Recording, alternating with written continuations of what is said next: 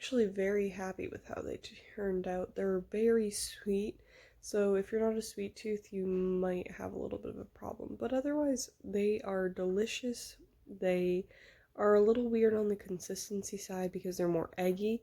Maybe if you only do one egg, it would be better. Depends on your taste. So, yeah.